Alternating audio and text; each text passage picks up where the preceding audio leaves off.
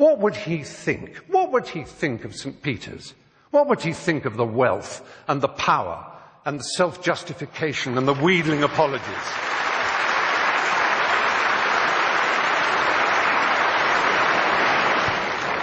The Pope could decide that all this power, all this wealth, this hierarchy of princes and bishops and archbishops and priests and monks and nuns could be sent out in the world with money and art treasures to put them back in the countries that they once raped and violated.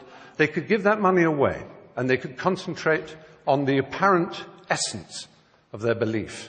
And then I would stand here and say the Catholic Church may well be a force for good in the world. But until that day, it is not. Thank you.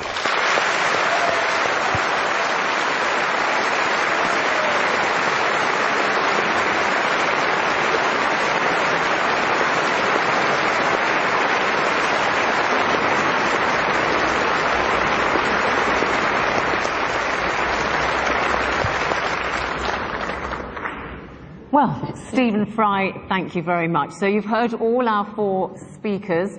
It's going to be your turn, the audience, next. And I'll give you a couple of minutes to think about what you want to ask our panellists, any questions or comments you may wish to make. Because I'm going to give you now the result of that vote that you all gave when you were coming in here to Central Hall. The motion is the Catholic Church is a force for good in the world. In favour of the motion were 678. Against the motion that the Catholic Church is a force for good was 1,102. Big difference. However, 346 of you were undecided. So, Archbishop and Anne Widdecombe, you're going to have to not win over the undecided, but actually convert some from the other side. Let's see if we can sway any opinions here amongst all of you by listening to some points that you wish to raise with the panel. And then we're going to ask you to vote again. Now, put your hand up if you want to speak. A question. The lady with the spectacles, yeah. I would like to ask Mr. Hitchens if he is only against the Catholic Church or against all religions. Okay, go back there, the lady in the pink. Hi there. This is a question for Christopher Hitchens. Many people today feel that we're really living in some kind of moral crisis, and you can see that all around us. Now, if one thing that the Catholic Church does do for good, in my opinion, is give us the Ten Commandments, a very basic, obvious way of giving us some kind of moral guidance. Would you not agree with that?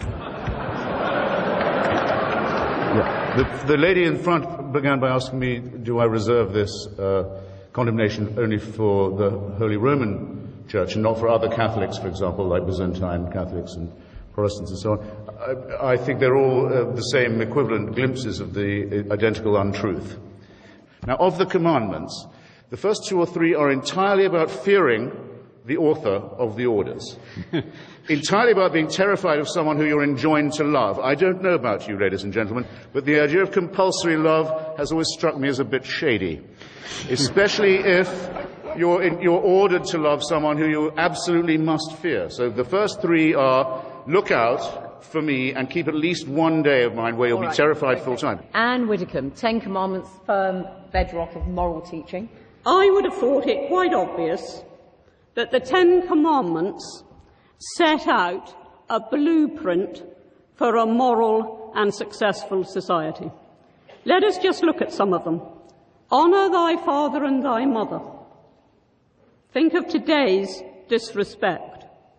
Thou shalt not steal, thou shalt not kill, thou shalt not commit adultery, and thou shalt not covet. Tell that to the bankers with their bonuses.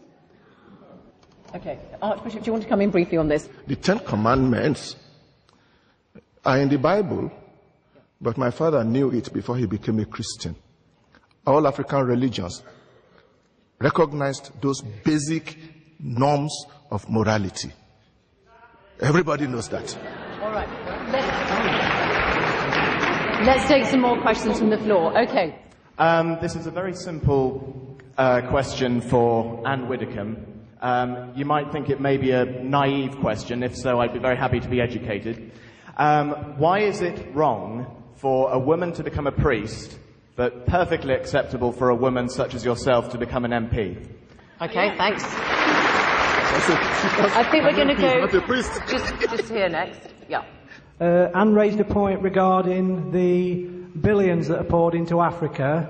I respect your faith, I respect the message you give, but why, to pass that message on, do you need the finery that you wear? Do you need the palace of the Vatican? Okay. Point made. I think we're going to go here. Archbishop, of which current Roman Catholic policy are you most ashamed? Current Catholic policy are you most ashamed? I don't know whether you're serious in that question or you just want to provoke. Because if all our Catholic policies are not just dreamt overnight by the Pope or anybody. If it is a Catholic policy, it is reasonable, it is based on our traditions and scriptures, and there's none about which I'm ashamed. Okay, and the other question about...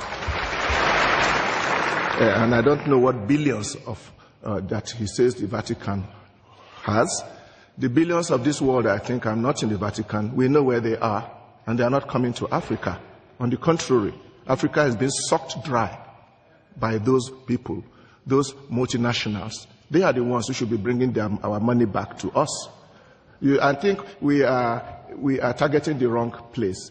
I come from Africa, and the funds that come from church agencies for us are very important. And one specific question to you. Yeah. Why not women priests in the Catholic Church? Well, no, the specific question was, why is it not all right for a woman to be a priest, but it is for a woman to be an MP? That was the specific question. All right. And I have to say to you, I mean, that really does betray a vast ignorance. A member of Parliament, male or female, does not stand in persona Christi at the point of consecration. But I don't believe that it is any more possible for a woman to represent Christ at the point of consecration than for a man to be the Virgin Mary. Okay, thanks. Lots of hands up, and I really do want to go around to everybody. So, panel, if you could keep your responses to the point as much as you can. Up there, please. Well, question to Stephen Fry. I'm a Catholic, but I like you a lot. And then I don't know that the Catholic Church condemns homosexuality as such, only recommend chastity for everybody. And then, if I am not married, I should be chaste. Either I am homosexual or heterosexual. Okay, all right, thank you. Now.